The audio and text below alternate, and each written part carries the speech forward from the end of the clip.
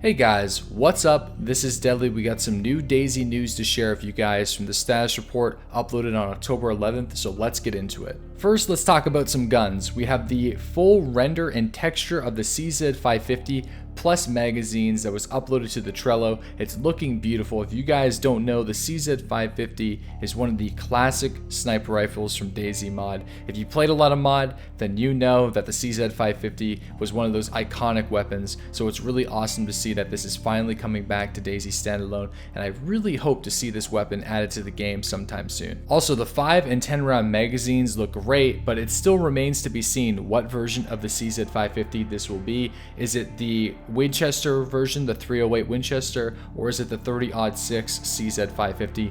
Personally, I'm hoping it's the 30-06 just to get some diversity with the hunting weapons in the game, but we'll only know that down the road whenever the developers talk about it or whenever it gets released to the game. Next, we have a render and texture for the watchtower for base building. We also have some razor wire that is at the base of the tower itself. Still kind of unclear on how base building will work in DayZ's engine, but it is nice to see that these items are finally getting added and showcased, because it gives us a little taste of what base building will be like when they introduce it down the road. Now I'm going to summarize some of the major points released in this week's status report. Let's start off with the server browser. Now, recently in DayZ, if you try to log in and join a server, it will completely lag out your game. You can fix this problem by setting certain search filters, like minimum players of like 10 or 15, which will limit the amount of servers that populate in your list.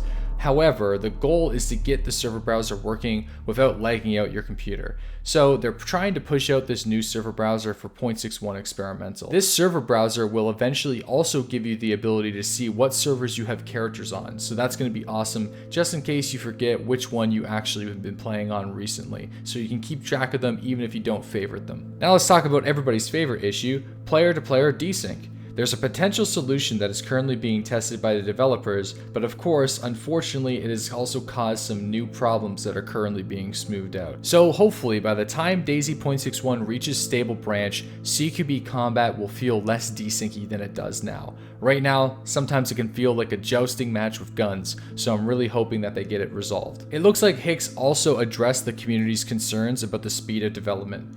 He said, "We're all very aware that the journey we've been taking together in early access has not been the easiest, and it can be massively frustrating at times. However, speaking for myself, I think we've opted in for the harder road in the short term, but the road that leads to the best final product, and always keeping that focus on point one being the best possible DayZ it can be, first and foremost."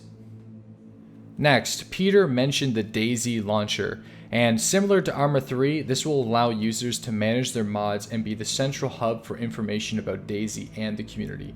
And this launcher will only be available once modding support has been greenlit for the workshop. So it's not going to be happening soon, but you can expect something similar to Arma 3 in the future for DayZ. Lastly, Victor, the lead animator, touched on polishing up unarmed and rifle motions, reanimating user actions such as eating, drinking, and all medical actions, as well as any item usage and gestures. So now you're probably wondering, when is 0.61 even coming out? I know a lot of people like to spam on Twitch and YouTube asking this question, but we have some holdups. So until these bugs are fixed, we're not going to be seeing 0.61 on experimental. Player sound effects significantly quieter than others. Players can become severely out of sync with each other. Client crash when exiting the title. Player position hitching when navigating collisions. Magazine ammo count quantity reporting incorrectly. Items can be stuck in hands under certain cancel action situations.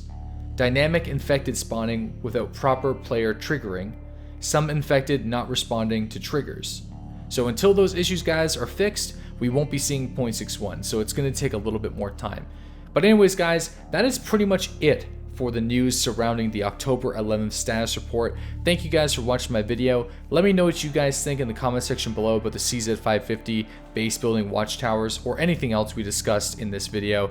Hope you guys have a good one, and subscribe for more DayZ news, action videos, roleplay, and just all sorts of fun stuff. I stream every single day at 8:30 a.m. Eastern Standard Time, and a link to that is in the description box below.